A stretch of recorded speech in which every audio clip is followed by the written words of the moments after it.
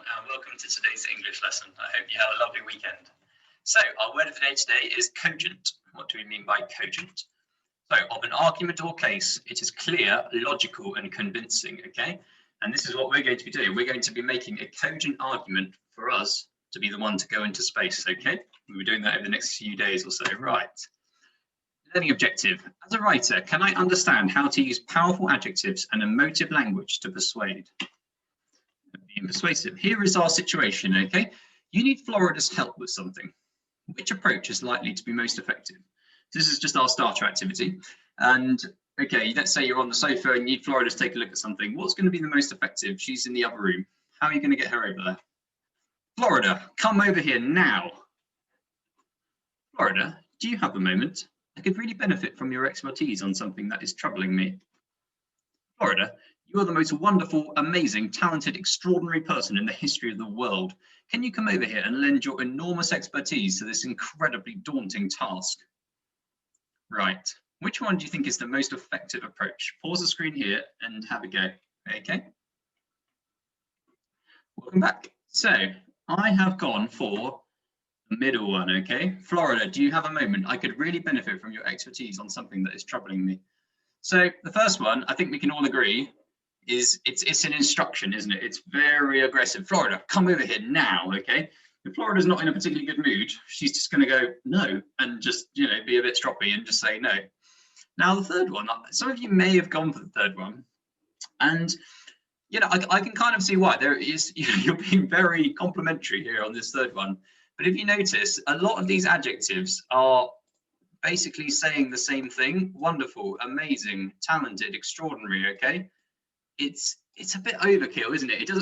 It doesn't feel very sincere. It probably makes, if somebody said that to you, you would probably feel a little bit suspicious. Okay, so I would say for this purposes, okay, that actually just being, because the reason why it's here, you're saying, if you remember, Florida is a little bit insecure about the fact that some people don't think she's very clever. But you're saying, look, I could really benefit from your expertise. You know, I need your help, Florida. You're really good. Can you help me? And you're also being kind by saying, do you have a moment? So it's not a come over here now. You're being kind, but you're still saying, look, I could do with your help. And that, I think that will make Florida go, oh, okay, you know, and she'll feel like she can help, which is great. Okay.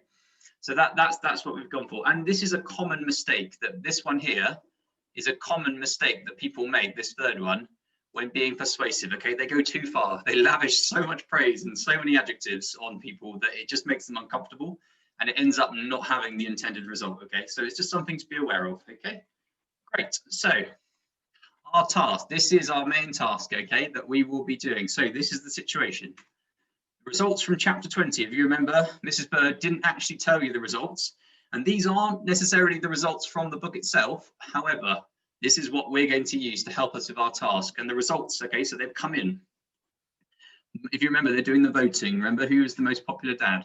Monsieur Martinet, 2 votes. Samson 1, 2 votes. Eddie Xanadu, 8 votes. And Liam, our hero, 8 votes too, okay? So it's a tie. And Dr. Drax, as a result, has asked us to complete one final task, okay? So it's a tie. All those remember all those challenges they did? The children have had their chance to vote and they've come up as a tie. They haven't been able to decide which one is their favorite father. So Dr. Drax has come up with one last challenge to complete, okay? And this is it. We will need to deliver a speech to Dr. Drax explaining why we should be the father who goes to space, okay? And Dr. Drax will have the final decision. So she is the person we need to convince, all right? So it's us versus Eddie Xanadu, okay? And we need to convince Dr. Drax. But in order to be persuasive, we need to know more about the person we're trying to persuade, don't we? Okay, Dr. Drax is a bit of a mysterious character. So let's see if we can work through a bit more information about Dr. Drax on the next slide, okay? So what do we know about Dr. Drax? We'll use the same format as we did when we first looked at Liam, okay? So outside the body is what we know about her life and character. And inside the body is how she might be feeling. So we know that she's the owner of Drax Communications, okay? You can think of Drax Communications as like Apple, okay, or Samsung, huge company, okay? And it means that she's almost certainly a billionaire, okay? She's incredibly rich, influential, all right? She's secretive, isn't she? Remember her, she flies the plane so people don't know where it's going. It's all a bit hush-hush, everything. The mission itself, she doesn't want to tell anyone unless it's a success, okay? So she's a very secretive character. She's ambitious. She's undoubtedly ambitious, trying to send children up into space, okay, into outer space. It's incredibly ambitious. And you don't get to be in a position where she is, like an owner of a billion-dollar pound company, without being ambitious. She believes in youth, okay? This is really important. This is going to help us later on. She says Infinity Park has been created to help the young people. She thinks that they are the future. They are the ones who are going to carry on the human race, okay, and carry that burden of developing the race forwards. If you remember her daughter, Shenzhen, that was flying the plane at just 13, okay, she really believes in youth. And she's very proud of her daughter too, okay? She clearly loves Shenzhen and believes that she is a fantastic person. And she's also obviously intelligent. She has to be, you wouldn't be in her position if she wasn't intelligent. She loves technology, okay? She's in charge of a technology company, okay? She loves technology. She's got all the houses in the place have got the amazing specs and different things. She's built a rocket, okay? Like, she clearly loves technology and space and ambitious, okay? And I think she wants to create a legacy. What do you mean by legacy? Like, she wants to go down in history as a famous person who sent these children to space, okay, and sort of paved the way for the future of humanity. So she really cares about her legacy. Right. How does she feel? Well, I think this is actually quite tricky to work out, because we don't get too much. It's not like Liam, where we get his innermost thoughts, okay, as we travel through the book. Dr. Drax is a bit more, we're at a distance. It's a little bit harder, but I would say feels excited. Okay, she is excited. She's on the brink of sending children to space, first time ever. I think she's a confident person. She has to be, to be in the situation, just to be like, oh, come on, let's go for it. We're going to send these people to space. We're going to do this ridiculous experiment on, this is going to work. It's going to be great. So she's obviously confident, but at the same time, I would say there is an element of nervousness around her. Okay, she's not always the most sure of herself. Sometimes you might remember she gets a bit short with the people in the book when they start talking about different things. And for example, they start talking about the colors, and she's like, oh no, come on, let's focus on the rocket. Or for example, when she gets worried about the insurance, so you remember she's looking over when Liam's filling out all those documents for Florida's health. Okay, so she has that little nervous twitch where she clearly wants everything to work, and she's a bit on edge, as you would be, okay, because if things go wrong, she's well aware that although it's a secret, things are going to come back on her, okay, if things go wrong. Right, lovely. So now we've got a better sense of who Dr. Drax is. Let's have a look at how we're going to structure our persuasive speech, okay? We're going to look at paragraph 1. Now, this introductory paragraph will be all about getting Dr. Drax on your side early on, okay? And to do this, you're going to utilize 2 persuasive techniques. You're going to share a personal story about your love of space or technology, okay? Remember, you are Liam. So you're going to share a personal story about how much you love space, how much you love adventuring, technology, whatever it is, okay? Make it personal. And you're going to use powerful adjectives to praise Dr. Drax, Infinity Park, and the mission, okay? Now, this is really important. You will discuss why you are the ideal candidate in later paragraphs, okay? You don't need to worry about that today. So you're not going to stand there today and tell me, oh, I'm really brave, so I'm going to do well in space, or I'm really calm under pressure, so that's why I'm going to be the right person for this mission, okay? That is not today's task. Today's task is all about establishing that emotional connection with Dr. Drax, showing her that you feel, that you know how important this mission is, and how that you're basically making her feel good, making her feel important. Because if you just start off straight away with speech saying, I'm really good at flying planes, this will help us, she's not going to have that hook, okay? You need to hook her in with your personal story. So that's what we're going to do. Let's have a look. So why are personal stories effective? Well, they help you establish that emotional connection, okay, to the person you're trying to convince. So, for example, maybe explaining your own love of space from a young age, how you looked up at the stars as a young boy, okay? It's likely to evoke similar positive feelings. Evoke just means sort of bring up similar positive feelings and memories in Dr. Drax about her own childhood, okay?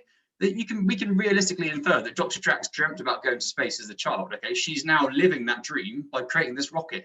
But if you share that same childhood fascination and love from a young age of the final frontier of space, of the world around us, okay, she's really going to buy into that and see, it's going to help her realize that you're going on this mission for all the right reasons. And this is really important, because remember who you're up against, okay? You're up against Eddie Xanadu, the man, the father who only cares about money, and his little boy Hassan, okay?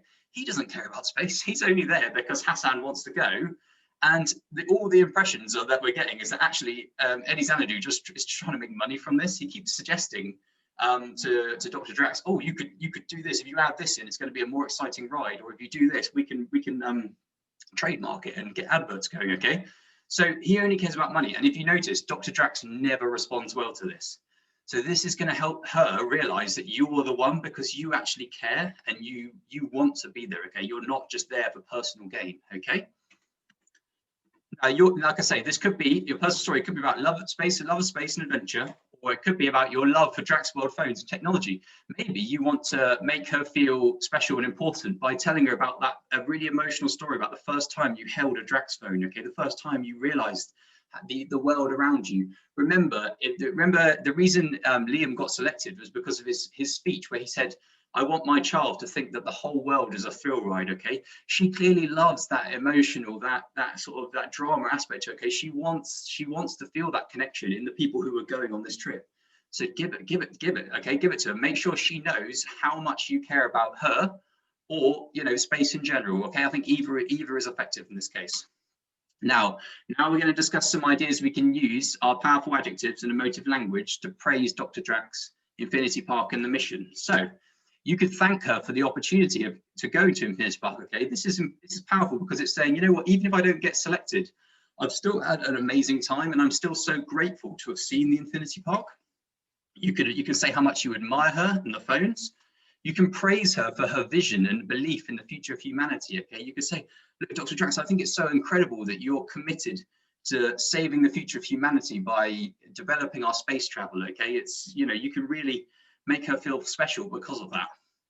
You can be complimentary about the park and the way she's looked after you. Okay, it's like you've given us incredible hospitality, Dr. Drax. Thank you so much. Okay, it's showing that gratefulness that even if you don't get chosen, you've still had an amazing time. That's a powerful technique. Okay, and just stating how incredible and exciting the mission is, how amazing an opportunity this is. Okay, now here's our planning sheet. This is what we're going to use. Okay, and you're going to start off. As you can notice here, you need to keep hold of this, okay? Because we're going to collect these as we go through the week, and then you're going to use them to write. So you'll notice here, what I've done is I've got paragraph 1 here, okay? So you'll go through this work will be split into paragraphs, and like I say, it's getting Dr. Drax on side early. Now, so first of all, you need to do your personal story, okay? Now I've gone for Drax World phones and technology. Now let's see what I've gone for. Now remember, this is just a plan, so please do not write the whole thing. Please just write bullet points. You'll notice. So I remember the excitement of receiving my first Drax phone. It opened up a world of possibilities, okay, and inspired me to never stop exploring. Now these are just notes. These are just things that I might want to write about in my real thing, okay. Now this is how I'm going to open up my paragraph, and then I'm going to go on and praise Dr. Drax, okay. Praise the Infinity Park and the mission. Thank her for her incredible hospitality. You'll notice I've highlighted my powerful adjectives in a different color. Okay, I've put them in blue, and I'd like you to do the same. Praise her visionary leadership. Okay, tell her how incredible she is, that she's come up with this idea and she's going to save the future of humanity by taking us to space. Okay, you can focus on the Infinity Park. You can say how it will inspire future generations, and it's a remarkable accomplishment. You could talk about the mission. You can say it's an extraordinary opportunity to explore space and the next step in human evolution. Okay, so you need to just fill in bullet points. Like I say, please not full sentences, just ideas. Okay, just get as much down as you can, because although this says paragraph 1, this will actually help you throughout. Okay, because these ideas will help you throughout, particularly in the last paragraph too. Okay, so make sure you get a lot down for this, because it's really going to help you. And then I've just ended here with a rhetorical question, because and this is not a mandatory, you don't have to include this, but I was thinking that when I was thinking about this in myself, I thought, right, so I'm going to give her my personal story. I'm going to hook her in with my emotional story, okay? Then I'm going to say how wonderful she is and how it's so lovely to be here and such an incredible opportunity. But then I'm going to finish this first paragraph by saying, so why should you choose me? Okay, that's my rhetorical question. And then I outline my traits and attributes. Okay, I tell her about all my skills. I tell her all my amazing achievements. Okay, but the rhetorical question sets off that last paragraph, which says, right, why should you choose me? And I'm going to tell you. Okay, it's kind of implied. That's why there's no answer. It's implied. I'm going to tell you. So you don't have to do that. But if you want to think about a rhetorical question, you can. Okay, as your ending. Right. So best of luck. I'm going to leave you there. Give it a go. please use the form, please use the sheet, okay? Make sure you use the sheet. And this is really going to help you structure your work and keep you going, and do not lose this, okay? It's very important. I can't wait to see how you get on, and yes, I will see you soon, okay? Thank you very much. Bye-bye.